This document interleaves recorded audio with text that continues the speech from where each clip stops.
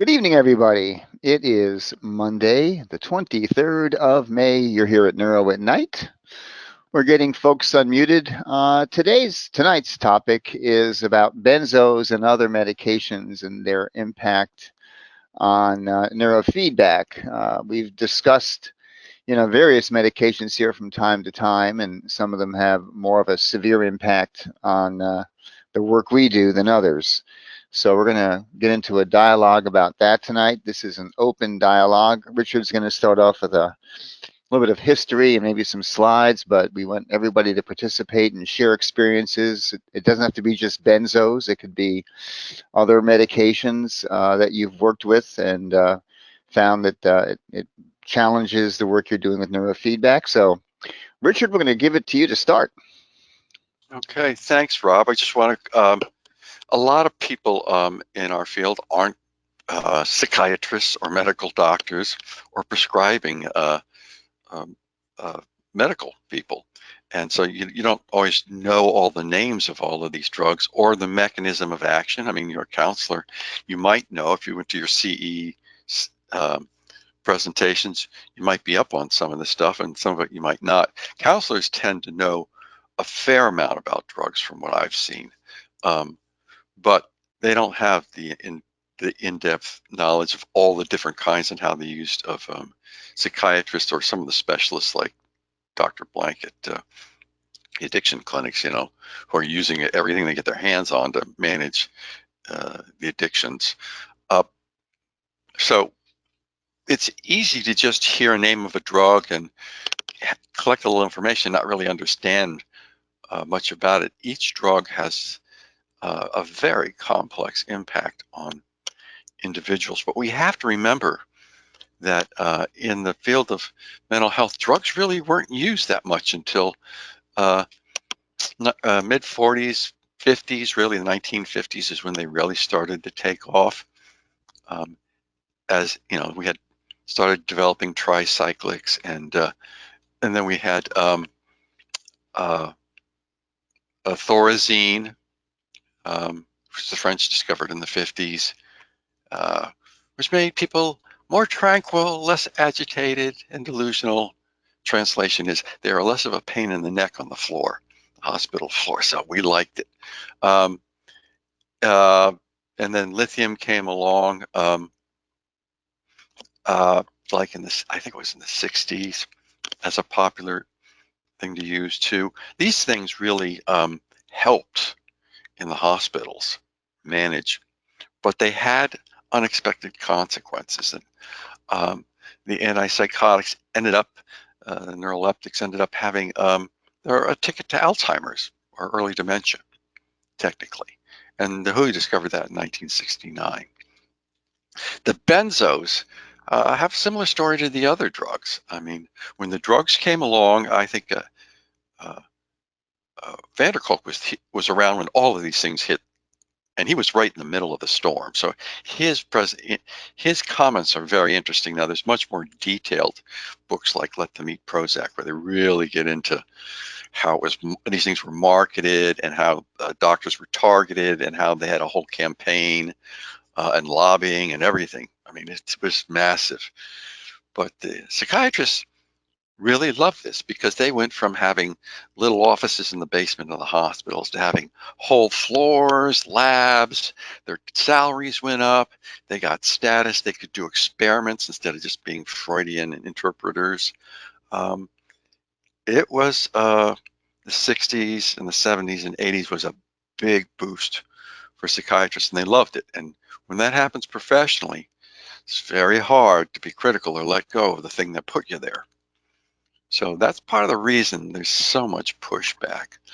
But between around 1968 and 1981, Valium, which was Mother's Little Helper, as they call it, that if you were around to hear the Stones song Mother's Little Helper, that's what it was for, about.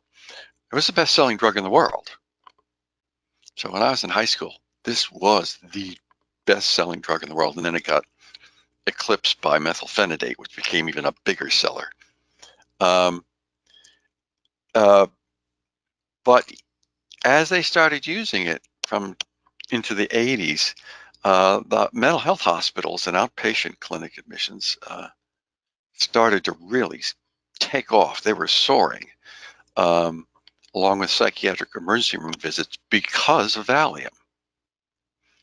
Other benzos were developed to try to offset this, but they suffered from the same problems. So this has been going on since the 80s. We've kind of really known this, and we saw it was recorded in the hospitals around the country, and there was articles written in all the journals about it, medical and psychiatric journals, and this was really well known.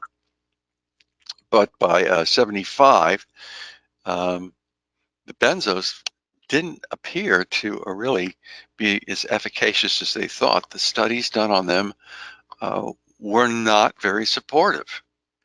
And they also found out that these drugs were highly addictive, so that by 1975, they were classified as a Schedule IV drug because of their addictive nature. It's 1975 we've known this, and we're still handing this stuff out regular. It's not hard to get them, especially if you have sleep problems. Most psychiatrists will give them to you. And they're great for sleep, but for about 2 weeks. And if you're taking them to reduce anxiety, the research shows that the effects don't last beyond 4 months. So, I mean, think about it. How many people do you have coming in who've been on benzos, of some kind or another for years or long term? And how many of them can't get off of them? It's I, horrific to discover the that. other day, this woman came in and she's been on Klonopin for 27 years. Oh my God. And 27 years. but it's affecting your neurotransmitter levels, because what benzos do is they work on reducing, well, they work on increasing GABA, but they work on a paradoxical mechanism in the brain. So, strangely enough, it increases the GABA and calms the nervous system down. But if you look at the EEG, you have really increased amplitude beta frequencies. This is not from muscle tension. And it's really obvious. I mean, it's big stuff. When you look at the raw EEG, if they're on a hefty dose, it's really clear. So that's kind of an interesting aspect to the whole thing in the EEG of it. But the fact that the research shows that the effects on anxiety don't last below 4 months, and then you can't get off of them, what it really means is that you are now stuck on Valium because you're addicted, and not stuck on Valium because it helps your anxiety. Now, when you go off of these drugs, a lot of them, not just the same thing with the SSRIs, your anxiety increases because you're removing something that had suppressed your neurotransmitters or enhanced your neurotransmitters. And when those receptor systems get set from using the drug for, several weeks or several months, it takes a long time for the receptors to reset. I mean, if you stop drinking, it takes a year. Alcohol, it takes a year for your receptor system to normalize if you've been a moderate drinker, even longer if you've been a heavy drinker. Same thing with the benzos. If you take these things for months, it could take you, sometimes a year or two to get off it. Now, some people can get off them pretty quick because everybody's so different. Yeah, I had a Sometimes, colleague and friend did you? who, yeah, he was on them for quite some time, for many years. And he said even a year after going off of them, he said he still had certain types of withdrawal symptoms from it. It was not easy. He did it because it was horrible being on them, but it was a real challenge even getting off. Like you're saying, it took him up to a year or better. Yeah, so even today, they're the primary psychiatric solution to anxiety. And Yeah. But my question for you, because you've done so much research on this, is I think, if my understanding is correct, none of these psychotropics was designed to be taken for a lifetime. They No. were designed, as I understand it, to get rid of a symptom. They're a temporary fix, go to therapy, and then you get off your antidepressants, get off your anti-anxiety, get off of whatever, versus Yeah. just stay on them the rest of your life, which is what the pharmaceutical companies are pushing. Yeah. And then along came Prozac and the SSRIs. Yeah. And like they said, they didn't realize that even benzodiazepines, you know, almost 10 years people were taking before they realized they were addictive. In 1975, they said, "Oh, we have to reschedule this drug. It's addictive." So they just didn't know this stuff, and they assumed that they were indefinitely safe. But like you said, the prevailing literature at the time said, "Well, these are temporary fixes till we can get people into counseling."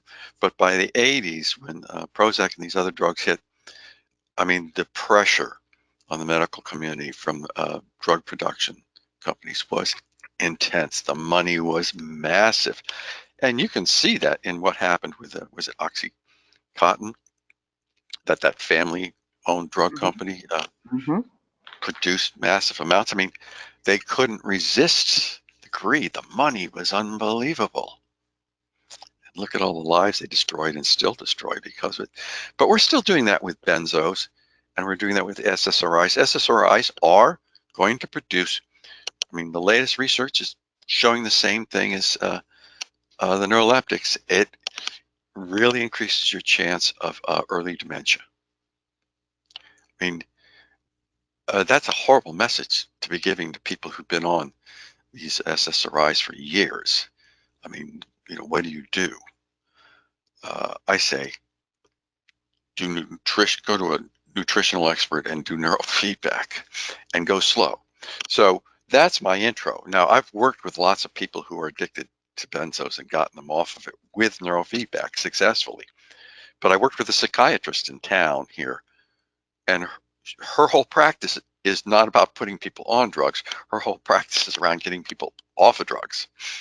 But she's from the UK, so she's an unusual, very unusual psychiatrist. But it can be done. So with that, I'm just going to open up the floor to we can hear what other people have heard or found or discovered or worked with, so we can share. Can you take a minute and explain how the benzos interfere with the neurofeedback?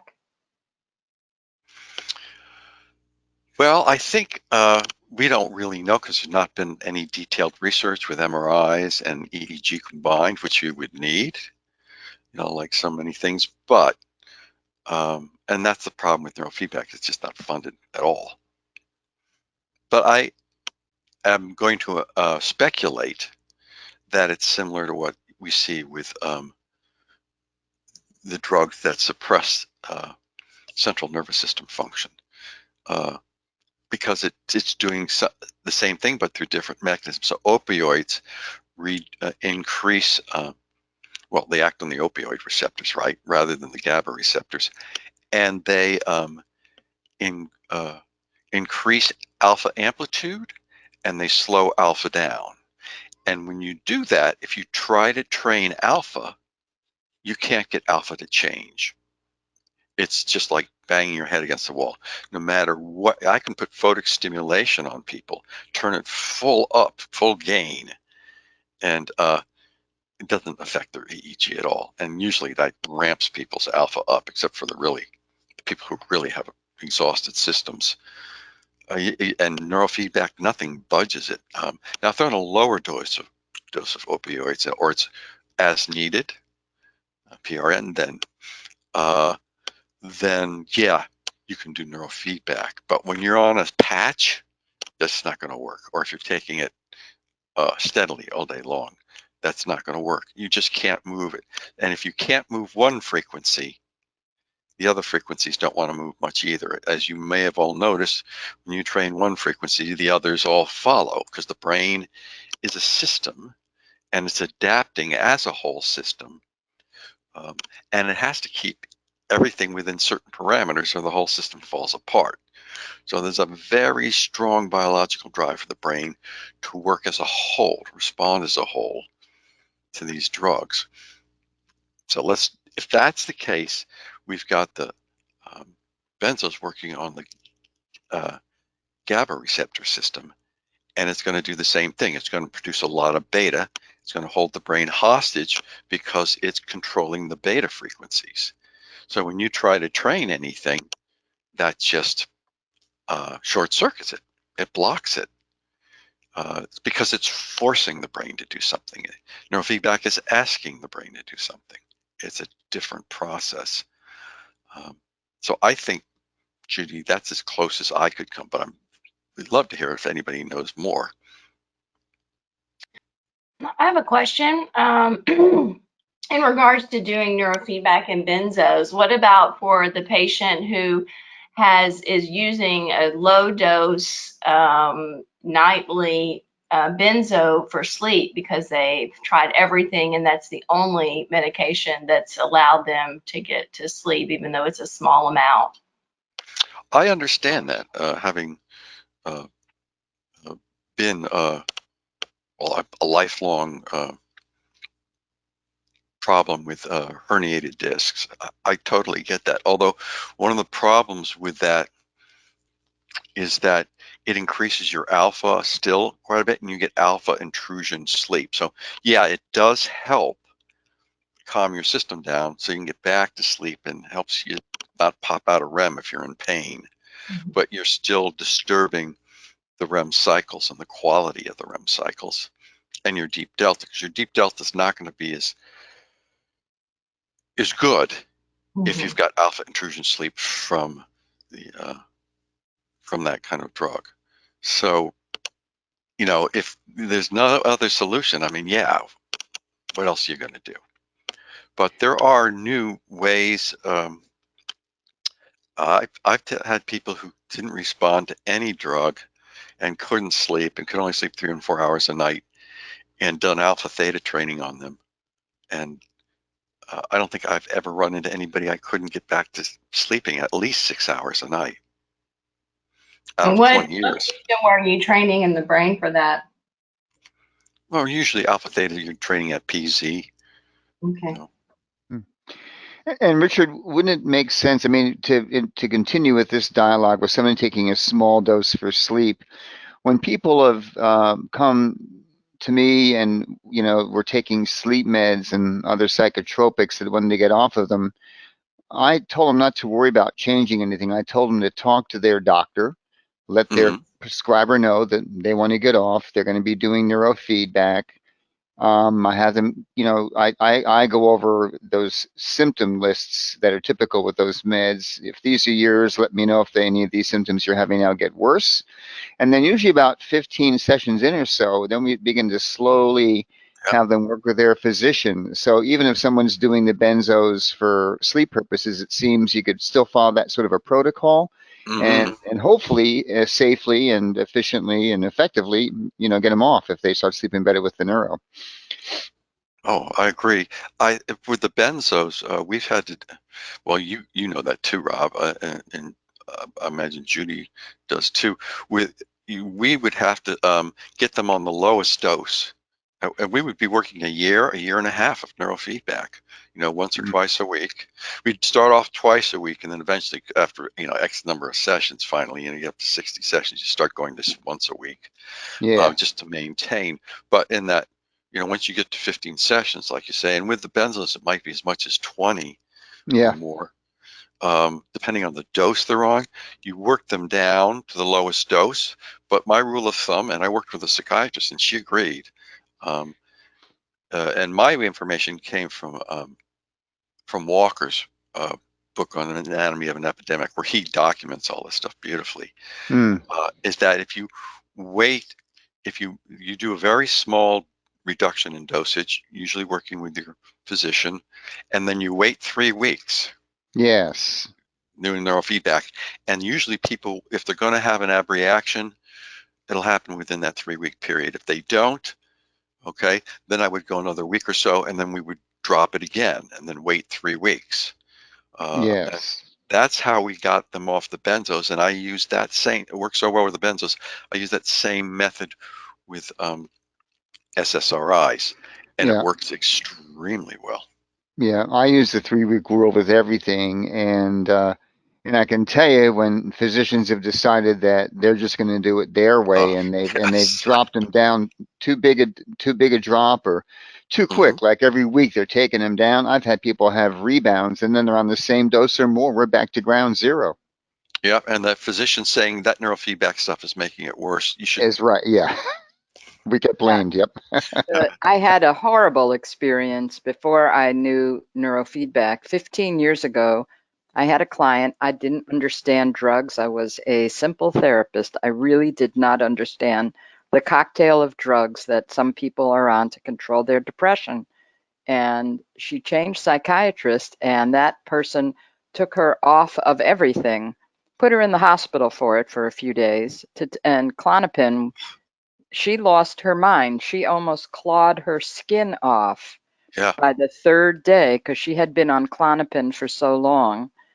Wow. It was such malpractice, really. I grew to be very respectful at that time of the hold that Klonopin has on people, and I will not do that tapering without them like letting me speak to their provider and being on the same page. I feel like it's beyond the scope of what I do.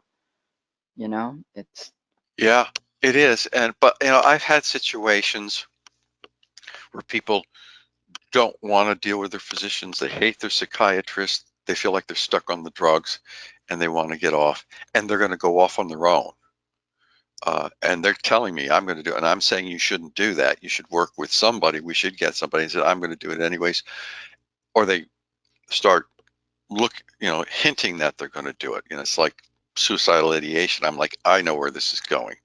So when that happens, it's time for education. I say, well, let's just talk about these drugs and what can happen. And I tell them, if you drop your dose too much and too fast, you're going to feel worse. And inevitably, a percentage of them do it, and then they come back and they're a wreck. And I say, go back on your dosage. You shouldn't be doing this. And then they go back on it. And they go like, oh my God, I didn't realize how dependent I was on this stuff and what it would do. I thought it was something else. See, when they go off the drug, it's delayed a week or two, sometimes 3 weeks. mm-hmm. And they think that they're just losing their mind or they're suddenly taking a turn for the worse. They have no idea it's because they came off the drug. So to me, it's important to educate them when they start showing signs that they have an Yeah. interest. Yeah, I will go on to the web, to the web, and I'll find a good article that talks about withdrawal from that drug. Print it out, give it Yeah. to the patient, and say, just read this and understand that as you come off of this drug, there could be withdrawal symptoms. Then they may be very similar to the symptoms you had that puts you on the drug, and work with your doctor. Just try to stick it out. If you can stick it out, it will get better. But I always warn them about the withdrawal stuff because it's real. Oh, it's profound. I mean, I've seen people just come completely unraveled and getting ready to Yeah. go to the hospital because of it. And the psychiatrists a lot of times seem oblivious to the fact that they're precipitating by taking people off drugs too fast. They seem to miss it. I'm going like, these guys are supposed to know all. How is this possible that they can make this mistake? And that I can identify it so easily and repair it so easily so often. Doing neurofeedback and just educating the people, and I shouldn't even be having to say anything about this. So, but ethically, I feel that I have to at least inform them of the risks involved. If Well, I would agree, and I think doctors should do the same thing. but they don't. I've had patients come in and say the doctor said don't even bother reading all that literature about the side effects of this medication. Just take the medication and it'll work, and don't read about Yeah, it. don't Yeah. complicate the issue. Yeah. So let's not educate the patient. Let's see what happens.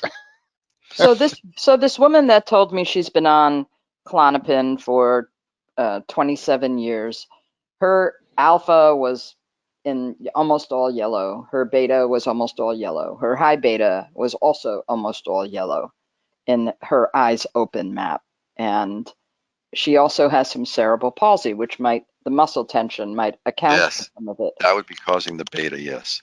Yeah, but it also could be the Klonopin from what you're saying. It could be a mix. Yes, actually, the two of them. You're right. You're absolutely right. So if I'm going to start working with her, and I told her she needed to talk to her prescriber and take at least a year to come off of Klonopin. Yes. But it doesn't mean that I don't work with her. So everything I'm going to do is just going to take longer and go slower. Yeah, it could take a year and a half, even 2 years. I've had people, with the psychiatrist I was working with, and I would be saying to the psychiatrist, this seems impossible. I mean, they're taking, we got them on the smallest dose they make, and then they're taking it every other day, and then every other 2 days, and then every 3 days. And we're doing this very slowly over months. And I'm going to the doctor, is this real? She said, again and again, she said, not with everybody, but there's a percentage of the population where this is a very real phenomenon, and it takes a year or two to get these people off. And she said, that's why I had devoted my whole practice to it. That's amazing. There's a huge population of people trying to get off of stuff. She got a whole practice devoted to it. As far as the neurofeedback goes, you would continue to do neurofeedback, or would you say, why don't you come back after you've detoxed off of this? No, what I find is the neurofeedback, it's like with chemotherapy, it helps them deal with the side effects. It helps a lot. But, of course, there's some people it doesn't, but the majority of people I work with, because you're teaching the nervous system to become more stable, every time they start going down a little bit, it helps them manage the side effects. As they get to 2 and 3 weeks on, they're still going to get the side effects. They come down a dose. A lot of them who are sensitive in the second or third week will start showing the side effects, and I'll know exactly what it is because it's you just look up in the manual and there's the side effects. Okay. So I always tell them, post the side effects on your fridge, and don't forget that there's a delay here. And once they learn that, then they calm way down and they begin, okay, I see the game here. And when you're doing the neurofeedback on top of it, helps them with their sleep and with managing their distress. The other thing is using things like HRV training. And I use photic stimulation. I give them that to take home. It doesn't work with everybody. For some people, it's just the ticket. Same thing with HRV. It doesn't work for everybody, but for some people, it's just the ticket. And it's like getting people ready for exposure therapy. You're training them how to manage their central nervous system so that when those tough moments come, they can get through them and they're not tempted to go back up on their dosage. Otherwise, you start the seesaw game where every time that 2 or 3 week period comes, they start to have the effects and they start to panic and they go back on the dosage. And that was where the really tricky part was.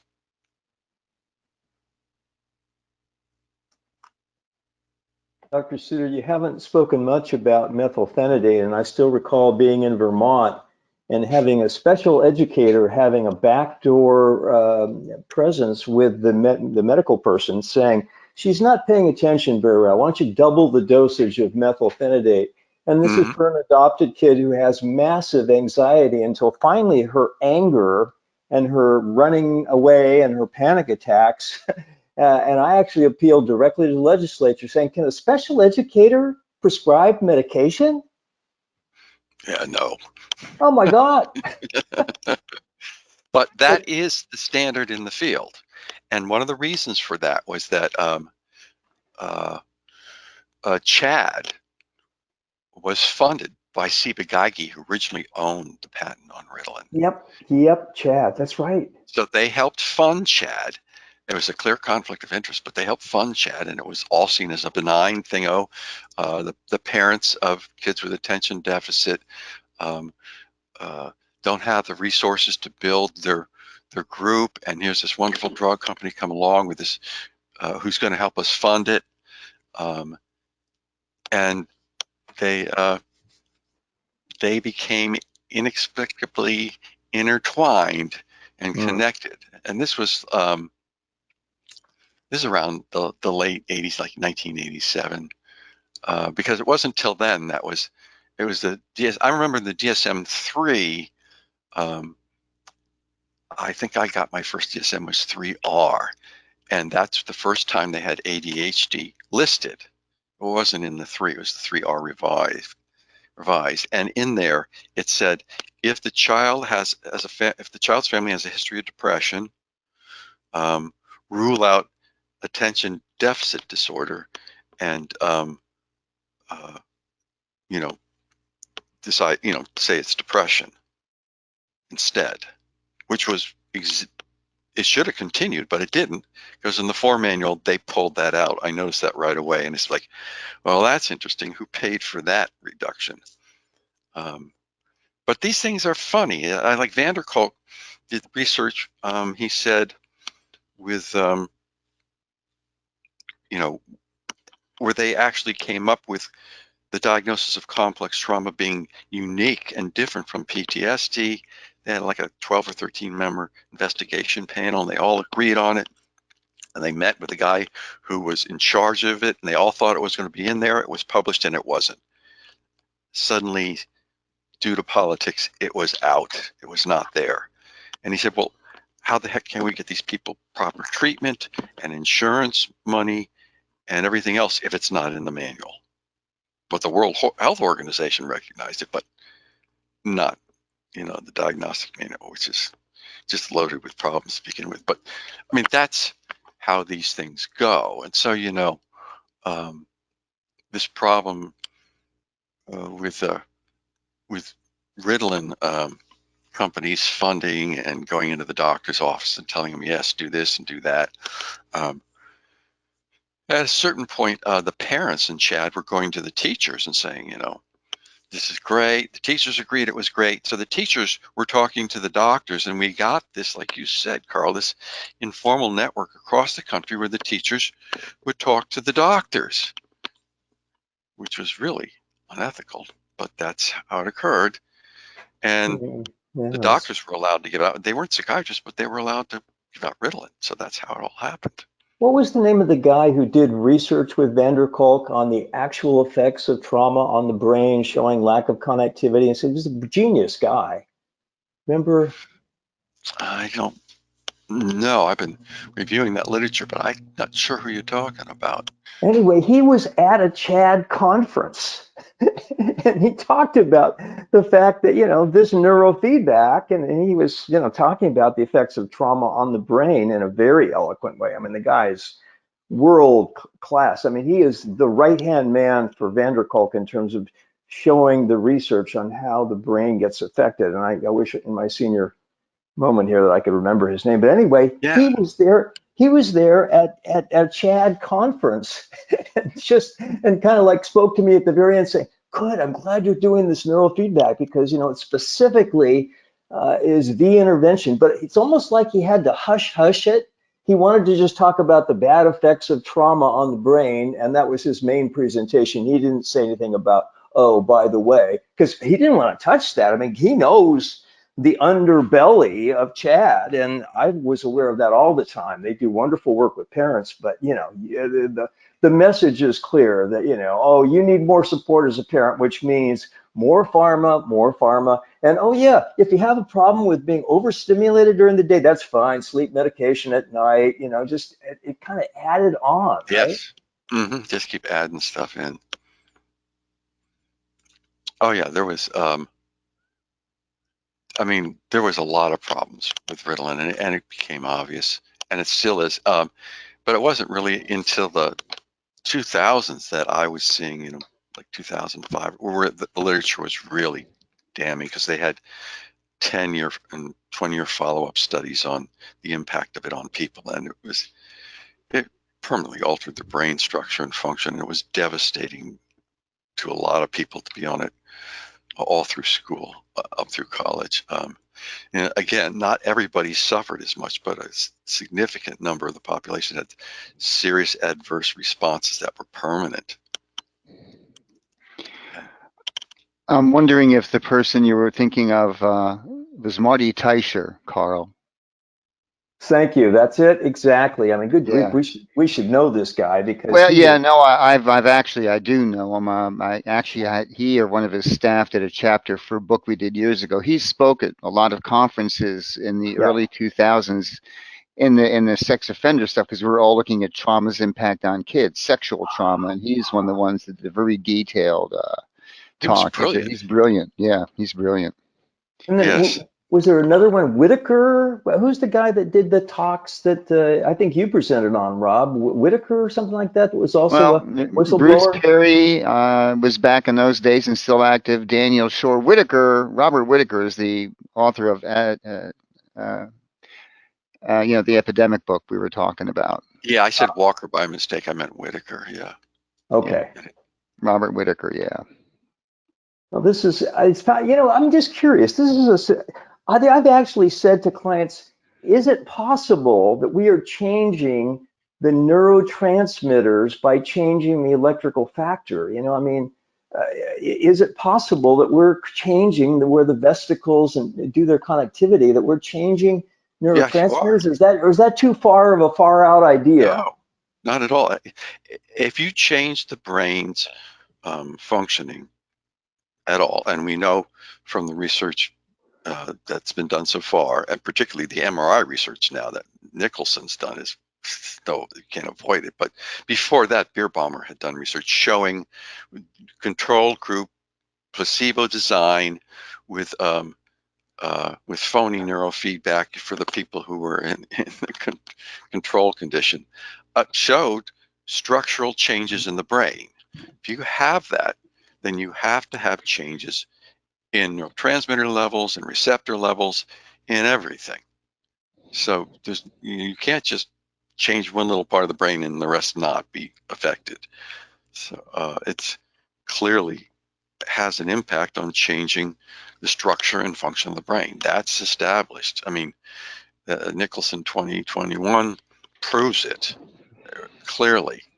And that's after replicated studies prior to that with Ross et al. And Laney's has been part of all of those studies.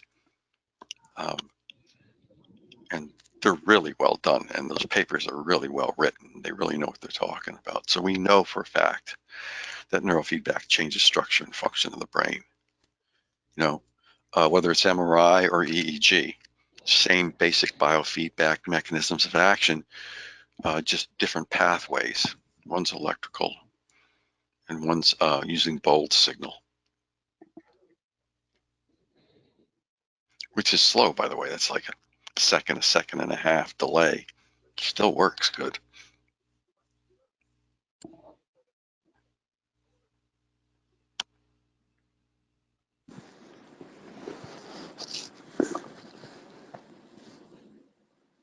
So in terms of practicality,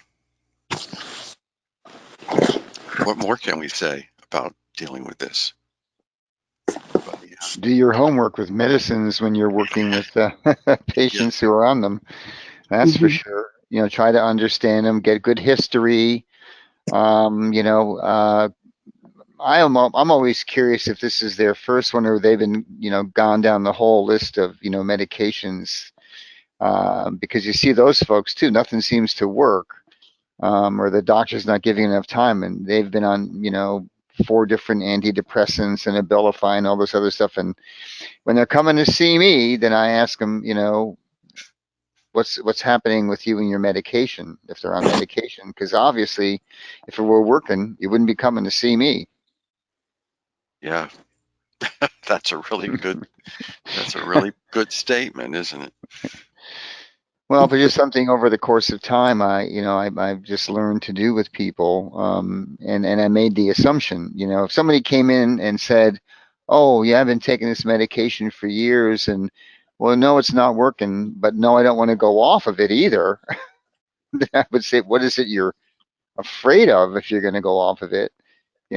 Because I wouldn't work with someone like that. I would say, I think, if your goal is just to stay on meds and they're not working, then I'm not sure what I'm going to do with you is going to be very helpful. I find with people on antidepressants, SSRIs, that they've been on them for so long, they have a fairly flat affect. They don't Mm-hmm. experience richness and emotion. I've had mothers say after I've gotten them off of that, I feel like I've missed half my kids' childhood because I haven't been emotionally present. That I've heard that so many times, Mm. getting people off of SSRIs. But I also was very aware all the time in dealing with them how frightening it was for them to risk the depressive episode. They were just so frightened of it because it was such a horrible experience for them that they just didn't want to take a chance. Yeah. I There mean, was a it's woman so frightening. who did research on divorce, and she correlated many, many, many women on antidepressants as being they don't care, and they don't care that they don't care. And she was shocked. I think Helen Fisher is her name. She did a lot of research on, the brain and how it changes with craving and, Mm-hmm. having a good Mm-hmm. relationship and how it changes the brain, and then also having this sort of neutralizing effect of going to a flat affect as a wooden kind of appearance. Yeah. Yeah. I Mhm. think it's a self-defense, Carl. It's like the Pink Floyd song, "Comfortably Numb." You Yes, that sums it up. It that really sums it does. up. So Well, yeah, go ahead. Go ahead. well, Hannah? yes, comfortably numb only for this time being. In the long run, it's gonna wreck their heart. I have quite a few cases when I was working at the methadone clinics. They're loaded up with methadone, Mm. and they just blow up, gain so much weight in such a short period of time, like 1 month or so. And then they're adding on benzos to sleep, and then they gain more weight. You know what they do? Mm. They get stimulant, Adderalls or whatever. So in the short time, they are Adderall stimulant to reduce for weight loss purpose. Oh, In the short yeah. worked, but in the long run, couple of them got a pacemaker. Well, Mm. I believe that. Yeah. Yeah, you take one drug to compensate for another, and then it starts to become really complicated. So if we have somebody, I got to the point where if somebody was on uh, 3 medications, I'd say I can't help you until we dial you down a bit. Mm. And you have to commit to that. I said, and it's going to take a long time if you're on 3 meds. So on 2, I was a little more forgiving. Depends on what kind of meds they were on. 1 has never been much of a problem in most cases. Somebody's just on as needed benzo, and they've been able to do it, PRN, and not gotten addicted. Some people can, that'll work. People on who are just same thing with opioids, they only use it as needed, but generally you're not using it, that'll work. And most people on SSRIs, you can get them off. I rarely had a person I couldn't get off of an SSRI with neurofeedback, partly because it's mostly placebo effect, or it's not much better than placebo effect. You look at the efficacy of neurofeedback and you see the trend screens, I mean, the effect on the trend screens, and you see the symptom trackers, and people are, getting symptoms down 40, 50, 60% on average. I mean, on average in the research for the SSRIs, it's like 34, 36%. It's not much above placebo. So neurofeedback, if you're tracking it with our system, you put somebody on a SSRI and watch with a symptom tracker, and then do neurofeedback and watch symptom tracker. You'll see it's much more powerful than the SSRI in the long run. Hmm. What about people that are placed on like hormone replacement? How does that affect the neurofeedback? Like I have a client who is now placed on progesterone. Well, I mean, progesterone, estrogen are, some of the basics from which a lot of the other uh, hormones are generated from. And they're fundamental. Mm-hmm. And I think when you're affecting something so fundamental, that's going to push back in some cases against your neurofeedback. I mean, it's going to have a profound effect. Mm-hmm. it's like training somebody with doesn't have sufficient free thyroid T3. Mm-hmm. Training against that is like training against, beating your head against a brick wall sometimes. It's just the thyroid has such powerful control over so much of the endocrine system and the immune system that it's very hard to train against it. And so I found that generally speaking, you have to be looking at diet, exercise, and sleep, and reducing dosages. Although with thyroid, that's not, you have to work very closely with an expert to do that kind of thing with a thyroid issue. But I've seen Chinese acupuncturists get people off of thyroid medications fairly regularly. Mm-hmm. Takes a long time though. Takes a lot longer than most people are willing to put up with, a couple of years, several years sometimes. But they do it. Okay. I would say I have seen alpha theta training, on the other hand, completely shift a person's their endocrine system. Mm-hmm. And that's pretty mysterious. I don't think we know why, but I've seen it do it many times. Wow. Richard Hannigan, I have a question on alpha theta training and the brain training, new mind brain training software.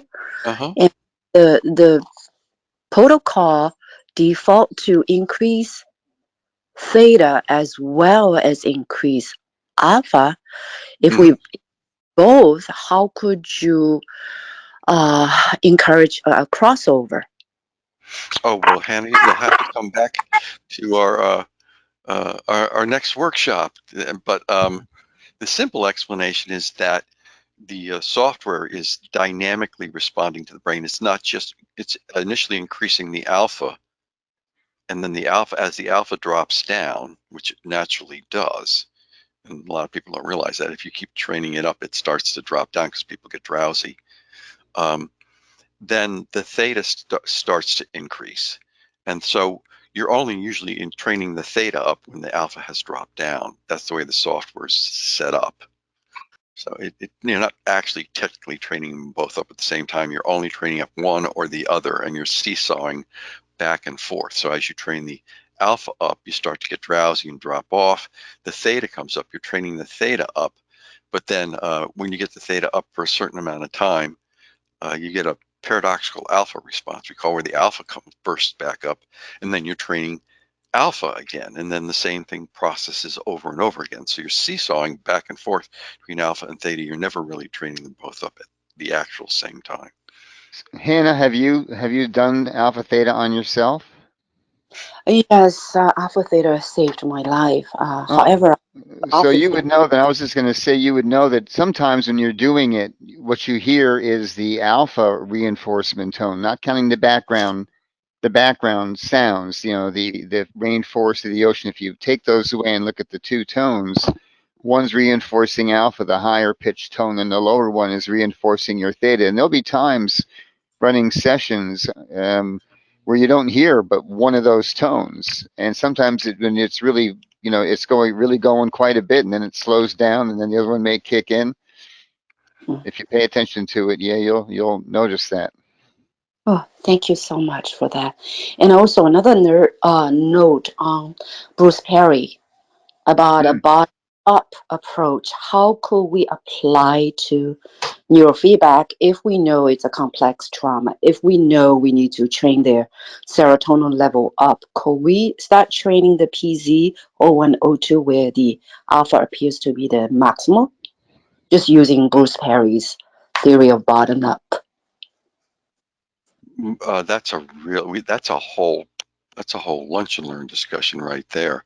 It's a massive topic, but in the short answer is that if you're training the brain as a whole and you're moving it towards a more allostatic balance, a more normative pattern, the serotonin and all the other neurotransmitters will start to normalize naturally. It's it's difficult to target a neurotransmitter because there's not one frequency associated with one neurotransmitter. There's not a one-to-one correspondence. Everybody was hopeful back in the late 90s, early 2000s that might be the case, but all the research showed it wasn't. For instance, if you inject people with L-DOPA, which is increasing their dopamine level, both not for everybody, but for the majority of people, because everybody responds differently. Majority of people, you get increases in beta and alpha, but they differ from person to person. And you also get some changes in delta with a lot of people. So neurotransmitter impact on frequencies is very complex, and so it makes it really impossible to say, well, I'm going to train this frequency in this location and increase that neurotransmitter. You may sometimes, you may not, but there's no way of, there's not a simple mechanism of action, line of action of cause and effect. So I would just say, if you're doing alpha theta, and it's going to normalize endocrine function, it's going to start to normalize neurotransmitter function. And the only reason it won't is if somebody's being re-traumatized, they're on a mix of drugs, or they're not going to sleep. They're staying up late and undermining their sleep, or it could be, I guess, also terrible diet. Things we have to control for. And the wisdom from somatic experiencing is you push the positive paradigm, you get the person to start noticing the positive effects of the neurofeedback and the positive parts of their body, and actually push the the positive stuff and get them to notice instead of the the negative effects in the brain of all the default mode that's negative. It's interesting. Somatic experiencing is experiencing quite a renaissance down here in North Carolina. The Chapel Hill, Raleigh, it's $10,000 for the training, and a lot of experienced therapists are getting into it bottom up. Yeah. Well, there's always a new restaurant in town opening up, and everybody goes to eat there. Yeah. It's both bottom up and top down, and it's the same thing with nature and nurture. And people, get excited about one or the other, but that's just how we are. We always go through fads. I think they're helpful in the sense they renew our interest in stuff that we've forgotten and get us reconnected. That is important, but then everybody gets overboard on it. So I always have confidence. It's like the stock market. It always comes back.